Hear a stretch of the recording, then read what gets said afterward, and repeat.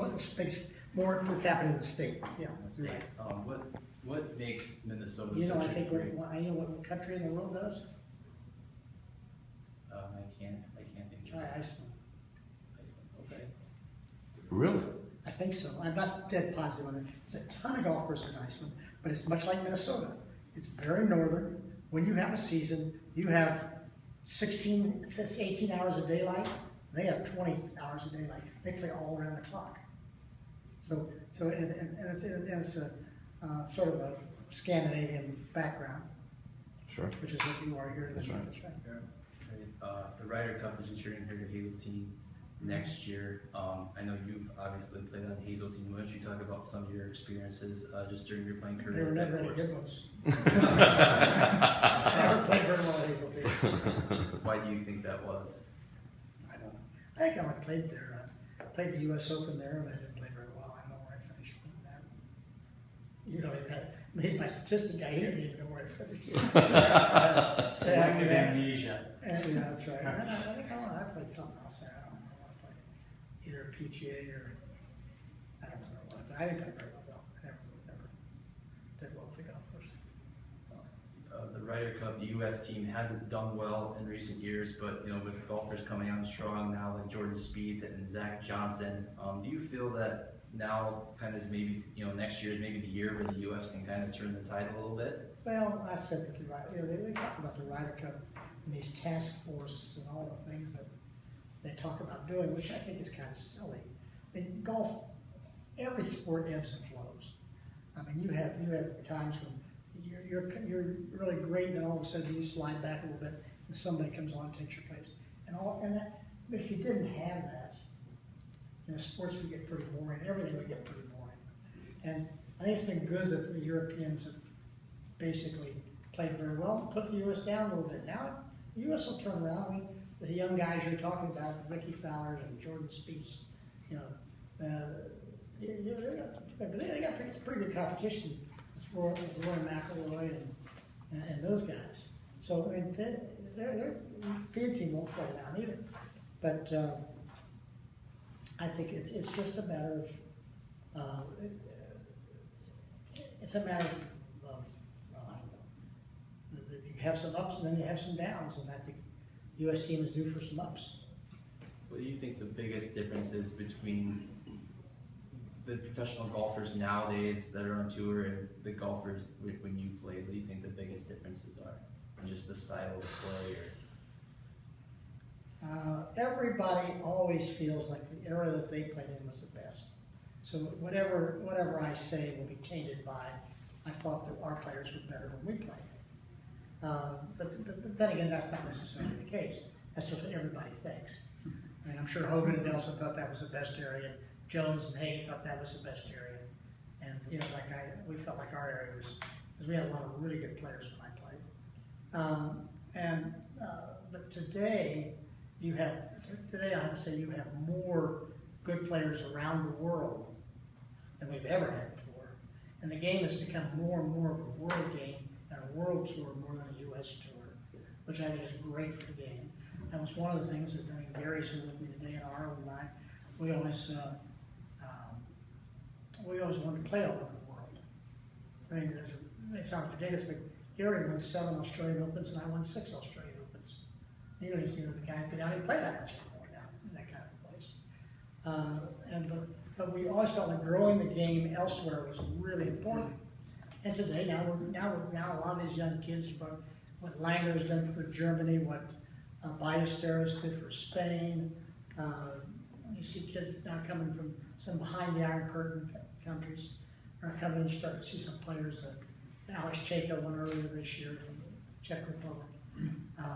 You have a lot of young guys that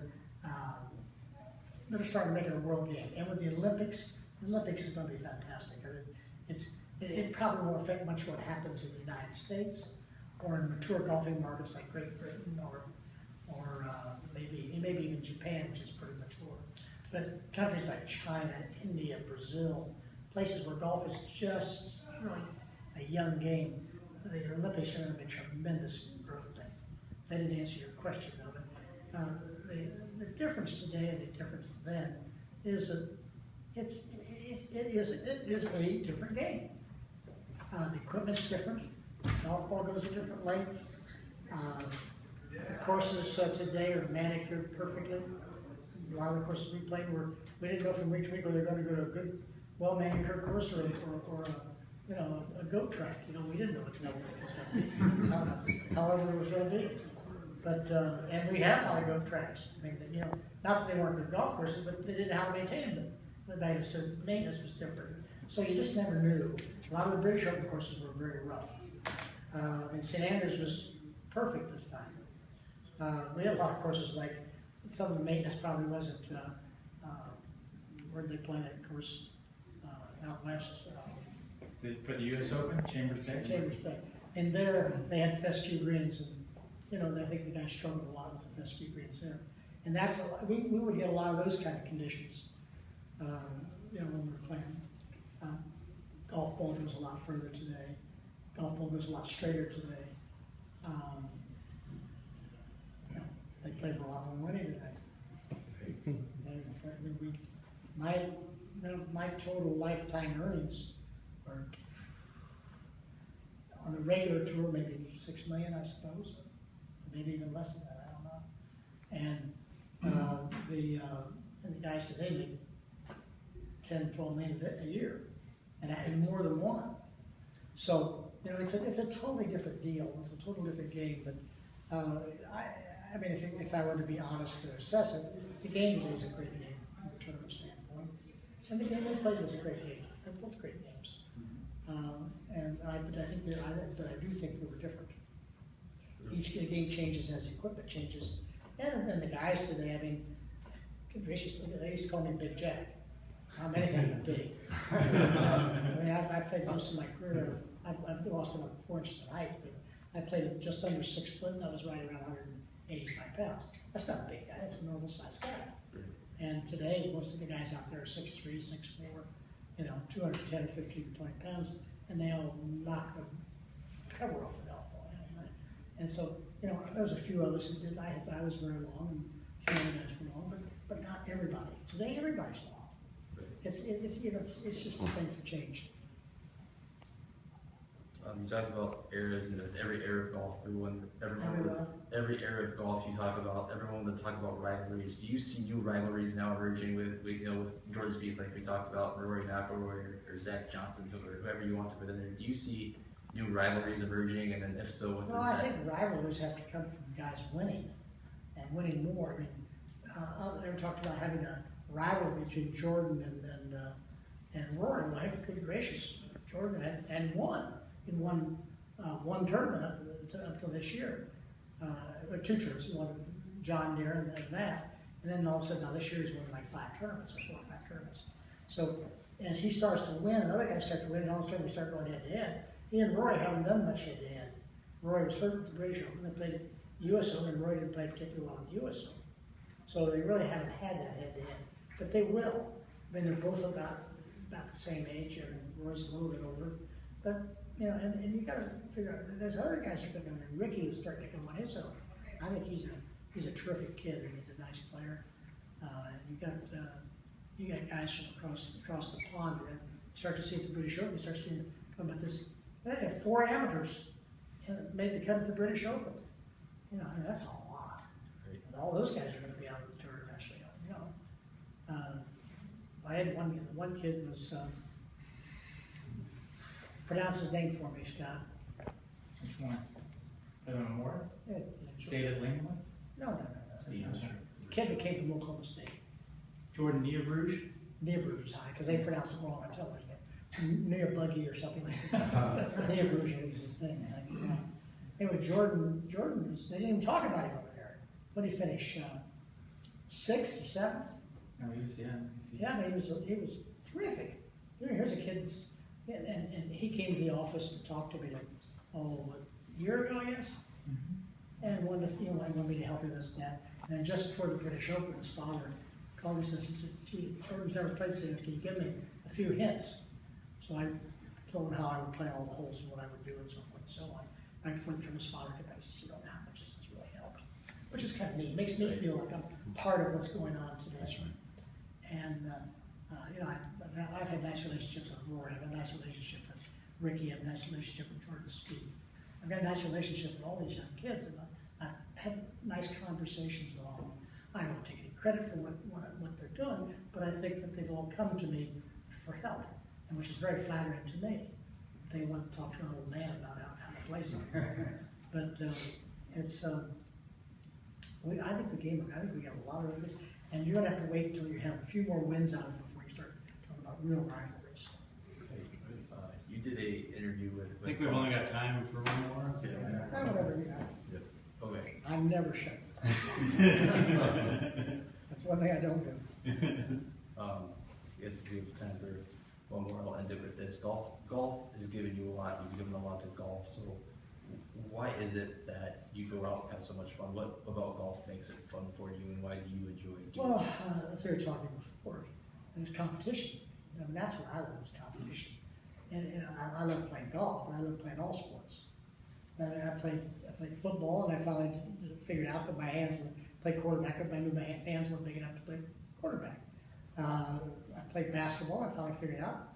I was recruited at Ohio State for basketball, but I finally figured out that I wasn't quick enough to play defense and not probably tall enough to play the game. I was a pretty decent baseball player. Baseball and golf, I had to make up my mind which I wanted to play. They're both in the summertime, and I didn't like going out in the dust and waiting for 8 other guys or 10 other guys to come to play baseball while I could go to the golf course at 6:30 or 7 o'clock in the morning, come home at dark, and play all day and have competition not only with my friends who were there, but with the golf course and with myself.